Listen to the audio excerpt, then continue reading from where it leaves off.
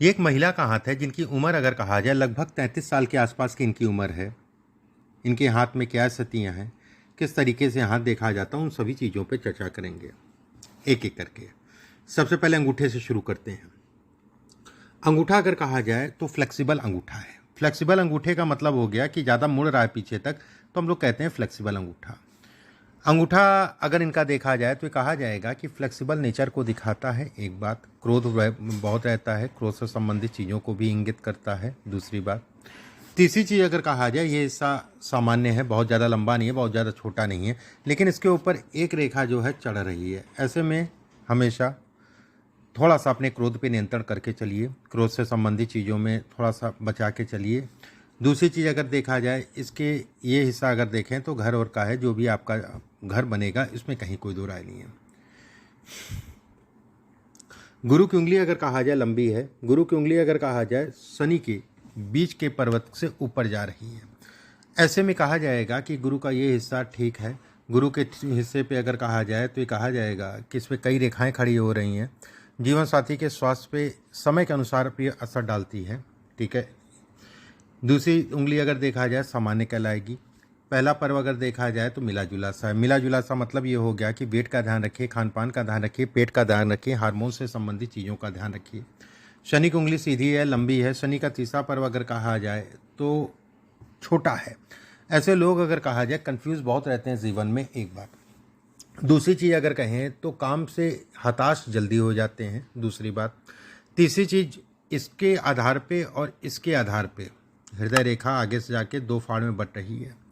ऐसे में भी कहा जाता है कि दोनों को देखते हुए कि जातिका जो है जहाँ पर भी काम करेगी वो कहीं ना कहीं प्रेशर में काम करते हैं। सो लोग काम का प्रेशर में काम करने के कारण जो है कहीं ना कहीं जो है तनाव होता है।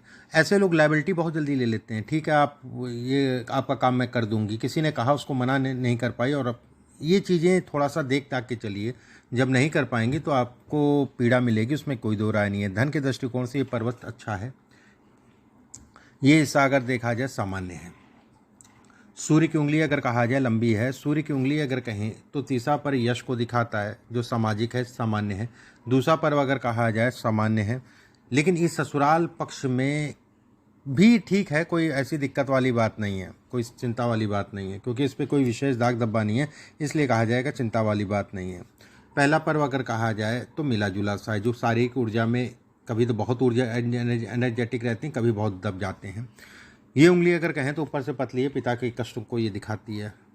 बुध की उंगली अगर कहा छोटी है, शॉर्ट टेम्पर्ड, जल्दबाजी, हड़बड़ाहट में काम करना, ये इसके संकेत देती है। गुरु के क्षेत्र पे अगर कहें तो आड़ी रेखाएं मतलब हो गया शनि की तरफ जाती रेखाएं। ये हार्डवर्क कराती हैं, मेहनत बहुत जीवन में कराती हैं, लेकिन कहीं ना कहीं व्यक्ति को सक्सेस भी दिलाती हैं। ऐसे लोग अगर कहा जाए धार्मिक होते हैं, उसमें कोई दो राय नहीं है। एक रेखा और बन रही है, ये धन के दृष्टिकोण से अच्छी है। ये रेखा अगर कहा जाए नीचे जाके जो है इस टाइप से बढ़ रही है, ये जीवन साथी के स्वास्थ्य से संबंधित चीज़ों में उतार चढ़ाव डालती है। उसका समय भी मैं बता दे रहा हूँ, किस समय की मैं बात कर रहा हूँ। 32 और 33 साल 2032 और 33 में जो भी जीवन साथी आपका होगा उसको शारीरिक कष्ट मिलेगा, उसमें कहीं कोई दो राय नहीं है, ये तय वाली बात है। शारीरिक कष्ट मिलेगा लेकिन बच जाएगा, ऐसा कुछ डरने वाली बात नहीं है, लेकिन कष्ट जो है भारी मिलेगा और धन का भी काफ़ी नुकसान होगा उस समय पे। शनि का क्षेत्र अगर देखा जाए सामान्य है। शनि के क्षेत्र पे हृदय रेखा जाना, शनि के क्षेत्र से होते हुए गुरु की तरफ रेखा जाना, ऐसे में कहा जाएगा कि जातिका को हार्मोन से संबंधित चीज़ों में सावधानी रखनी चाहिए। ये रेखा अगर कहा जाए थायराइड, गले से संबंधित समस्या, इसके संकेत देती है। ये रेखा अगर कहा जाए तो मेहनत कराएगी लेकिन उसका परिणाम भी देगी। ये रेखा अगर कहा जाए तो यश को भी दिखाती है, नाम को भी दिखाती है, प्रसिद्धि को भी दिखाती है। ऐसे लोग जहाँ पर भी रहेंगे, काम करेंगे, ठीक है, वहाँ पर पीठ पीछे वाले बहुत मिलेंगे, उसमें कोई दो राय नहीं है। लेकिन इस रेखा के कारण अगर कहा जाए तो कोई कुछ कर नहीं पाएगा, ये इसके भी संकेत देती है। सूर्य के क्षेत्र पे अगर देखा जाए, ये रेखा धन के दृष्टिकोण से अच्छी है। इस पर ट्रायंगल नुमा आकृति बन रही है, गवर्नमेंट से संबंधित चीज़ों के लिए अच्छी है। अगर आप गवर्नमेंट के लिए ट्राई करें तो आपके लिए बेहतर है, सरकारी नौकरी से संबंधित चीज़ों के लिए। यहाँ पर जब देखेंगे एक छोटा ट्रायंगल टाइप का बन रहा है, ये मकान अपना मकान बनाता है, उसमें कोई दो राय नहीं है। एक बात देखिए, इनका सूर्य अच्छा है, सूर्य बहुत अच्छा है, सूर्य अच्छा है और गुरु का स्थिति भी अच्छी है, तो कहीं ना कहीं काम धन इत्यादि चीज़ों के लिए ठीक है, इसमें कहीं कोई दो राय नहीं है। जीवन साथी ठीक होगा, उसमें कहीं कोई दो राय नहीं है, ठीक है। बस नशा इत्यादि चीज़ें से बचना होगा जीवन साथी को, ठीक है। वैसे ऐसा बहुत ज़्यादा डरने उड़ने वाली बात नहीं है। बुध का क्षेत्र अगर देखा जाए सामान्य है, बुध के क्षेत्र पे ये सब खड़ी खड़ी रेखाएं हैं। ऐसे में कहा जाएगा कि विवाह के उपरांत जीवन साथी को आपका भाग्य का सपोर्ट मिलेगा, कहीं ना कहीं दोनों का जीवन बढ़ेगा, उसमें कोई दो राय नहीं है। देखिए, नशे की बात मैंने इसलिए की ना कि ज़्यादातर हाथों में ये दिखता है कि ऐसे लोगों के जीवन साथी थोड़ा सा नशा करते हैं, ठीक है, लेकिन सावधानी रखें, बाकी ऐसा कोई चिंता वाली बात नहीं है। मस्तिष्क रेखा अगर कहा जाए तो इनकी अच्छी है, मस्तिष्क रेखा सीधी है, उसके बाद हल्की सी जो है दब रही है। हल्के से दबने का मतलब ये कन्फ्यूजन्स को दिखाती है, लेकिन धन के लिए काम के लिए अच्छी कहलाती है। शुक्र की रेखा अगर कहा जाए तो टूट रही है। ऐसे में कहा जाएगा कि लाइफ में बहुत स्ट्रगल, घर परिवार ने भी बहुत स्ट्रगल की है, ये इसके संकेत देती है। वहीं पे एक रेखा जो है मस्तिष्क रेखा से जाके मिल रही है, ऐसे में कहा जाएगा धन के दृष्टिकोण से सामान्य है। ऐसे लोगों को हार्मोन से संबंधित चीज़ों का ध्यान रखना चाहिए। हालांकि संतान होगी, 2 संतान इसमें होगी, एक लड़की होगी, एक लड़का होगा, पहली लड़की होगी, दूसरा लड़का होगा, ये तय है, उसमें कोई दो राय नहीं है। बस सावधान रहने का मतलब ये हो गया कि जब भी बच्चा कंसीव हो शादी के बाद थोड़ा सावधानी रखिएगा। शुक्र का क्षेत्र बहुत ज़्यादा उठा है, ये कहीं ना कहीं जो है संतान से संबंधित चीज़ों को लेकर चिंताएं और बेवजह की चिंताएं देता है, ये इसके संकेत देता है। चंद्रमा का क्षेत्र अगर कहा जाए सीधा है। ऐसे लोग अगर कहें तो कहीं ना कहीं कंफ्यूज खुद तो होंगे और घर परिवार को और कंफ्यूज कर देंगे या तनाव दे देंगे। वहीं पे ये दो रेखाओं का एक साथ बटना, आगे जाके बटना यात्राओं से संबंधित चीज़ों में व्यवधान डालता है। यात्राओं से संबंधित चीज़ों में ये सब रेखाएं आपके लिए प्लस हैं, ये सब रेखाएं आपके लिए फ़ायदेमंद हैं।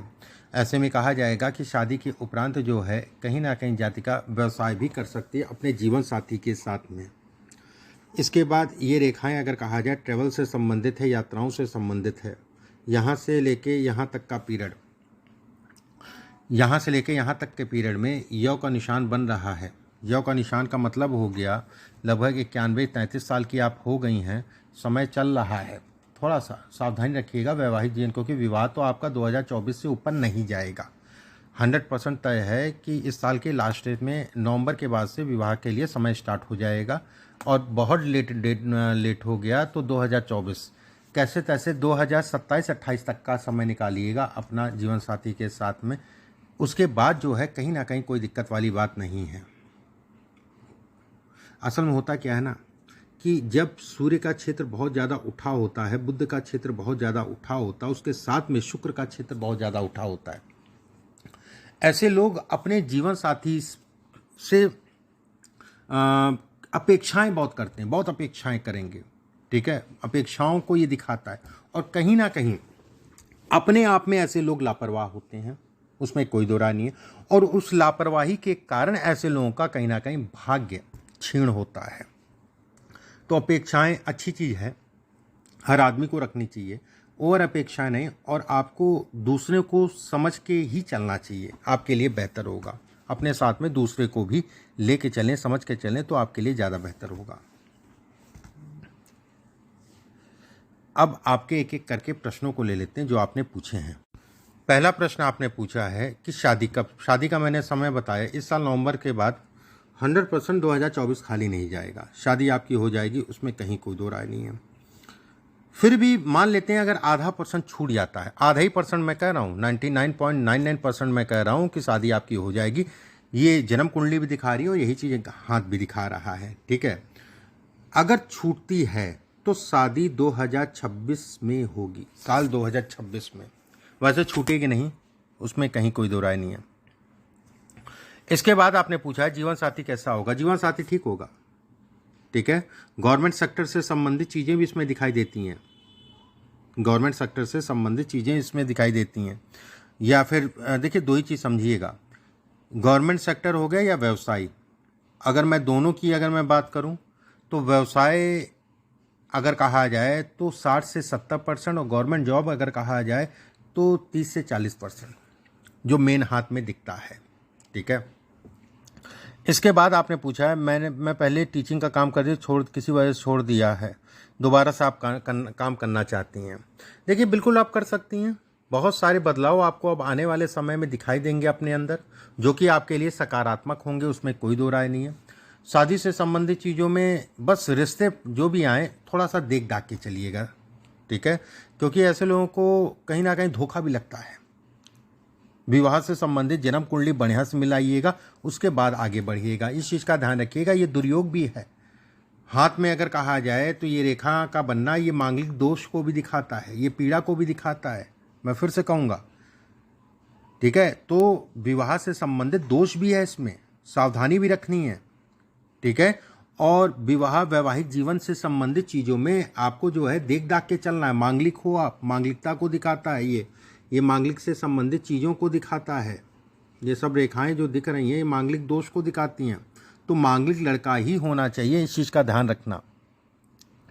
काम की अगर मैं बात करूं तो काम से संबंधित चीज़ों में अगर देखा जाए तो समय चल रहा है, आप फिर से जो है नौकरी इत्यादि चीज़ें कर सकती हैं। प्रबलतम योग अगर मैं कहूं तो 2025 से स्टार्ट होंगे। इसके बाद आपने पूछा है